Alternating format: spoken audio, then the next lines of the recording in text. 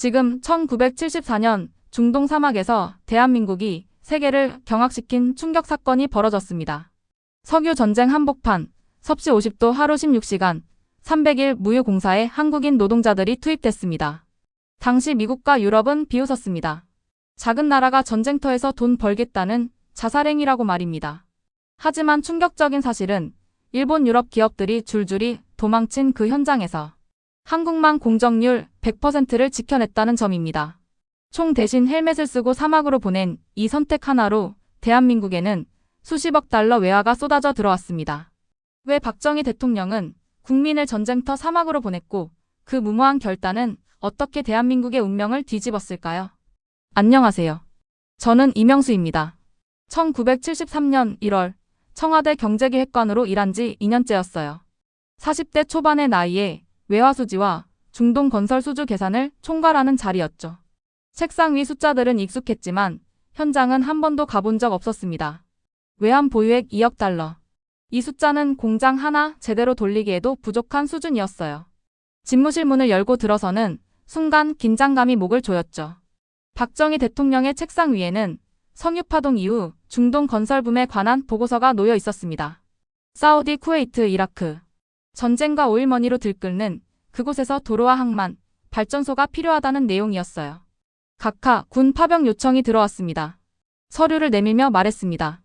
베트남전 이후 또다시 해외 파병. 국내 여론은 예상 가능했어요. 용병 국가라는 비난, 남의 전쟁에 왜 끼어드냐는 항의.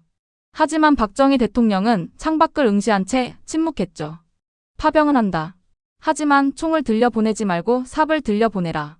제 눈이 커졌습니다. 군 파병과 건설 수주를 동시에 추진하겠다는 뜻이었어요. 중동의 안보를 지원하면서 동시에 건설 현장에 우리 노동자를 투입해 외화를 벌어오겠다는 전략이었죠. 박정희 대통령이 책상을 두드리며 말을 이었습니다. 중동은 돈이 넘쳐나고 우린 일할 사람이 넘쳐나. 이보다 확실한 조합이 어디 있나. 창밖에 서울이 보였어요. 일자리 없는 젊은이들, 멈춰선 공장들, 텅 빈 국고. 이 나라를 가난에서 끌어내려면 외화가 필요했습니다. 수출만으로는 부족했죠. 조심스럽게 물었어요. 각하, 사막 환경은 우리가 경험해 본 적이 없습니다. 폭서 문화 차이, 안전 문제. 그래서 더 빨리 시작해야 해. 박정희 대통령이 서류를 덮으며 단호하게 말했죠.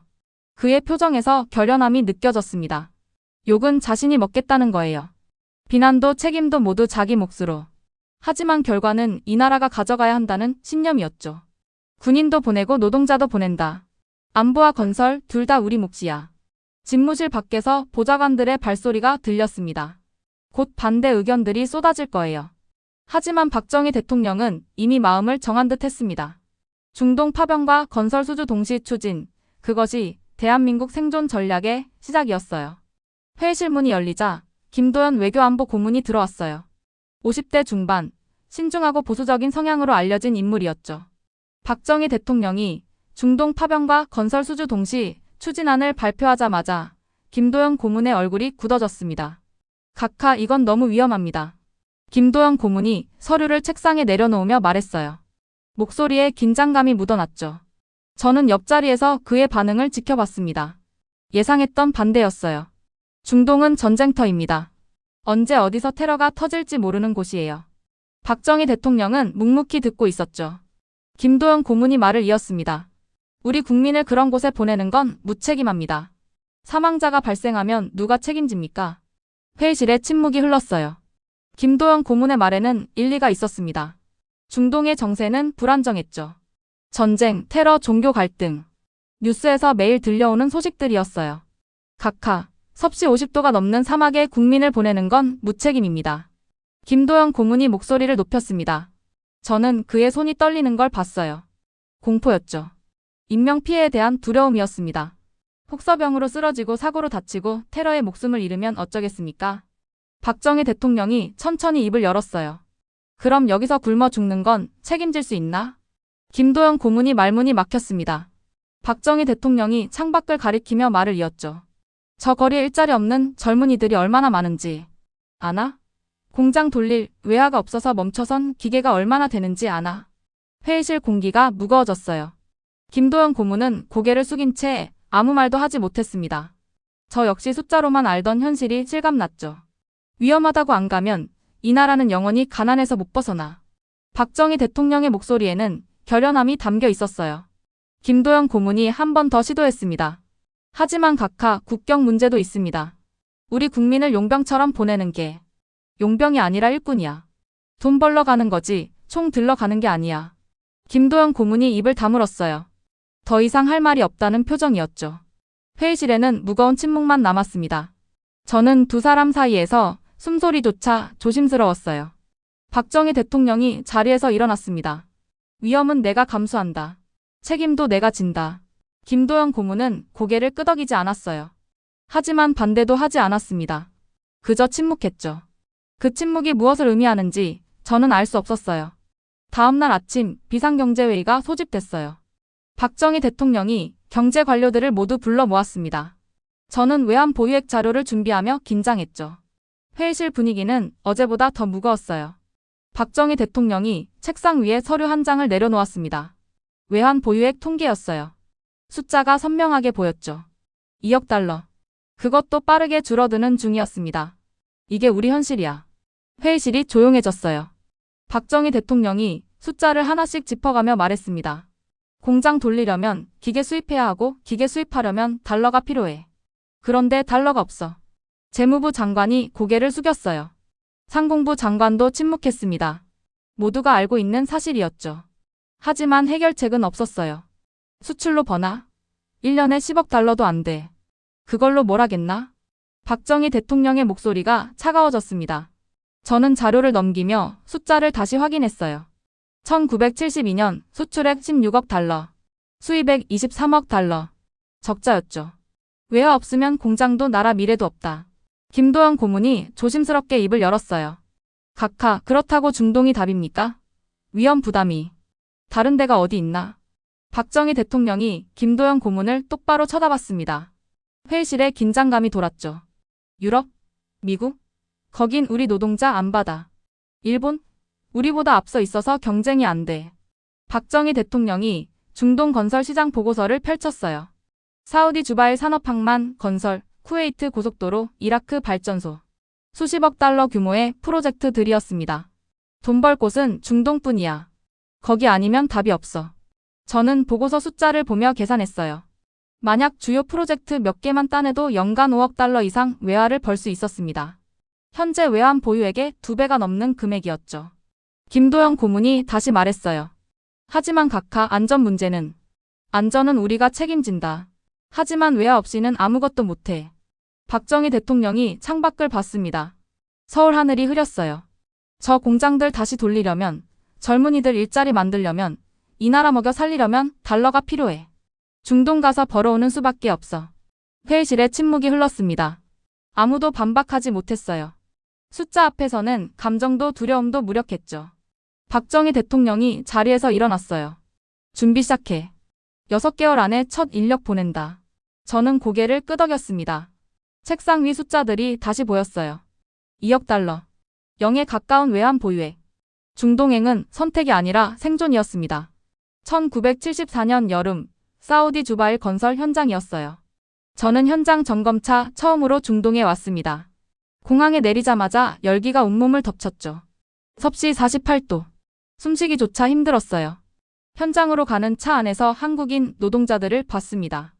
헬멧을 쓰고 작업복을 입고 사막 한가운데서 땀을 흘리며 일하고 있었어요.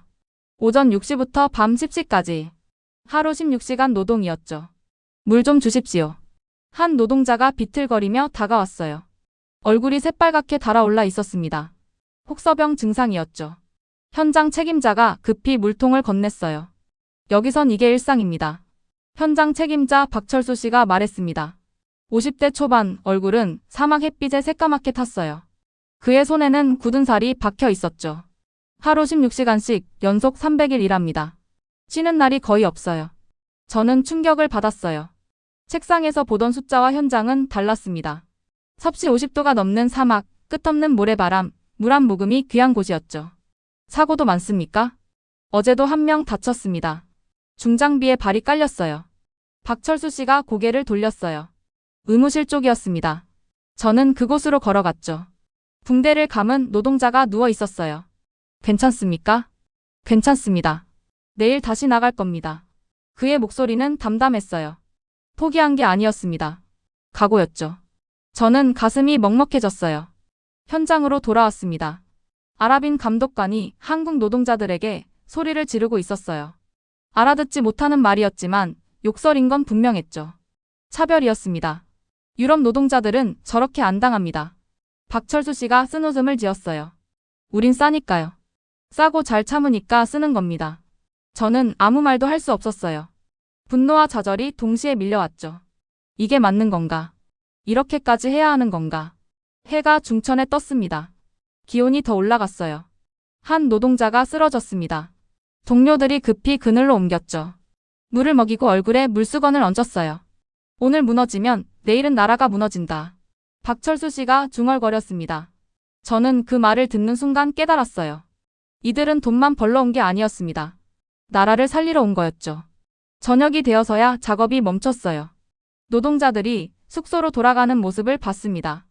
비틀거리는 걸음, 축 늘어진 어깨. 하지만 아무도 불평하지 않았어요. 숙소는 컨테이너였습니다. 좁고 더웠고 에어컨도 제대로 안 돌아갔어요. 10명이 한 방을 썼죠. 저는 그 모습을 보며 고개를 숙였습니다. 서울로 돌아가서 보고하십시오. 우린 버틸 수 있다고요. 박철수 씨가 말했어요. 저는 고개를 끄덕였습니다. 하지만 목소리는 나오지 않았죠. 눈앞의 현실이 너무 무거웠어요. 1975년 봄, 저는 다시 사우디 주바일 현장을 찾았어요. 1년 만이었습니다. 공항에서 현장으로 가는 길, 풍경이 달라져 있었죠. 한국 건설사 간판이 곳곳에 보였어요. 현장에 도착하자 박철수 씨가 달려왔습니다. 표정이 밝았어요. 이명수 기획관님, 큰일 났습니다. 무슨 일입니까? 일본 회사가 철수했어요. 유럽 회사들도 공기를 못 맞춘다고 계약 파기당했습니다. 저는 눈이 커졌어요. 일본과 유럽 기업들이 중동 건설에서 철수했다는 건 예상 밖이었죠. 왜 그렇습니까? 견디질 못했어요. 더위, 노동 강도, 현지 관습. 계약서엔 사인했지만 현장에선 버티질 못했습니다. 박철수 씨가 저를 공사 현장으로 안내했어요. 한국 노동자들이 여전히 땀을 흘리며 일하고 있었습니다. 섭씨 49도. 작년과 똑같은 열기였죠. 일본 회사는 3개월 만에 포기했어요. 공정률 30%에서 멈췄습니다. 유럽은요? 6개월 버텼습니다. 하지만 결국 공기 지연으로 위약금 물고 나갔어요. 저는 한국 건설 현장 공정표를 봤어요. 공정률 98%. 거의 완공 단계였습니다. 같은 기간, 같은 조건에서 시작했는데 결과가 달랐죠. 우리만 남았습니다. 박철수 씨의 목소리에 자부심이 묻어났어요. 저는 현장을 둘러봤습니다. 한국 노동자들은 쉬지 않고 움직였어요. 16시간 300일 무휴. 작년과 똑같았죠. 사우디 발주청 담당자 파이살 알라시드가 현장에 왔습니다. 50대 중반, 냉정한 인상의 관료였어요. 그는 한국 현장을 천천히 둘러봤죠. 일본 회사는 기계가 좋았지만 사람이 약했습니다. 파이살이 말했어요. 저는 그의 말을 주의 깊게 들었습니다. 유럽 회사는 기술이 좋았지만 끈기가 없었어요. 더우면 쉬고 힘들면 그만뒀습니다. 파이살이 한국 노동자들을 가리켰어요. 하지만 당신들은 달라요.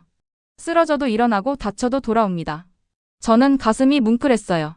작년에 봤던 쓰러진 노동자들, 다친 손으로도 일하던 사람들이 떠올랐죠. 싸서가 아니라 끝까지 해서 남았다. 파이살이 단호하게 말했습니다. 저는 그 말의 무게를 느꼈어요. 한국은 더 이상 싸서 쓰는 나라가 아니었습니다. 끝까지 해내는 나라였죠. 다음 프로젝트도 한국에 맡기겠습니다. 파이살이 악수를 청했어요. 저는 그의 손을 잡았습니다. 굳은 손이었죠. 박철수 씨가 옆에서 환하게 웃었어요. 현장을 떠나며 뒤를 돌아봤습니다. 한국 노동자들이 여전히 일하고 있었어요. 사막 한가운데 섭씨 50도 16시간 노동. 하지만 이제는 달랐습니다. 그들은 살아남은 게 아니라 이긴 거였죠. 비행기에 오르며 생각했어요. 일본과 유럽이 떠난 자리를 한국이 채웠습니다. 공정률 100%. 중동은 이제 한국의 무대였어요. 1976년 초 사우디 리야드 왕궁 회의실이었어요. 저는 한국 건설 대표단과 함께 이곳에 왔습니다. 사우디 발주청이 향후 10년간 중동 건설 메인 파트너를 선정하는 자리였죠. 회의실에는 각국 대표들이 앉아 있었어요. 일본, 독일, 프랑스. 모두 우리보다 앞선 건설 강국들이었습니다. 저는 긴장했죠. 한국은 가장 늦게 들어온 후발주자였어요. 파이살 알라시드 국장이 단상에 올랐습니다. 그의 손에는 두꺼운 보고서가 들려 있었어요. 지난 3년간 중동 건설 프로젝트 평가 자료였죠. 주바일 산업항만 건설 결과를 발표하겠습니다. 회의실이 조용해졌어요. 파이살 국장이 첫 페이지를 펼쳤습니다. 일본 어사 공정률 30%, 계약 파기. 독일 비사 공정률 55%, 공기 지연 6개월. 프랑스 시사 공정률 70%, 위약금 지불 후 철수. 각국 대표들의 얼굴이 굳어졌어요. 저는 숨을 죽이고 다음 말을 기다렸습니다. 한국 현대건설 공정률 100%, 공기 내완공, 품질 어등급. 회의실의 술렁임이 일었어요. 일본 대표가 고개를 돌려 저를 쳐다봤습니다. 믿기지 않는다는 표정이었죠. 파이셀 국장이 말을 이었어요. 쿠웨이트 고속도로 프로젝트. 한국 대우건설 공정률 100%. 이라크 발전소 건설.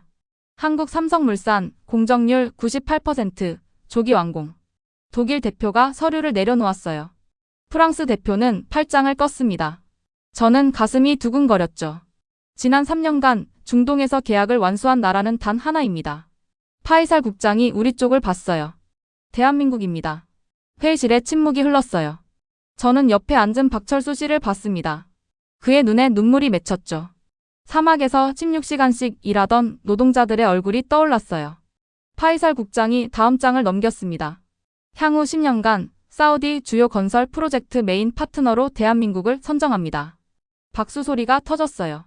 하지만 일본과 유럽 대표들은 박수하지 않았습니다. 저는 그들의 표정을 봤죠. 경악이었어요. 총 수주액 150억 달러. 저는 숫자를 다시 확인했어요. 150억 달러. 현재 한국 외환 보유액의 75배에 달하는 금액이었습니다. 믿기지 않았죠. 회의가 끝나고 파이살 국장이 저에게 다가왔어요. 당신들은 계약서를 지킨 게 아니라 약속을 지켰다. 그의 목소리는 진지했습니다. 저는 고개를 숙였어요. 사막에서 쓰러지면서도 일어났고 다치면서도 돌아왔습니다. 그 모습을 우리는 잊지 않을 겁니다. 파이살 국장이 악수를 청했어요. 저는 그의 손을 잡았습니다. 단단한 악수였죠. 회의실을 나서며 창밖을 봤어요. 리야드 시내가 보였습니다. 저 도시 곳곳에 한국 건설사들이 들어설 거예요. 한국 노동자들이 일할 거죠. 박철수 씨가 말했습니다. 이제 시작입니다, 기획관님. 저는 고개를 끄덕였어요. 150억 달러. 이 돈은 서울로 갈 겁니다. 공장으로, 제철소로, 조선소로. 사막에서 번 외화가 대한민국의 미래를 만들 거예요.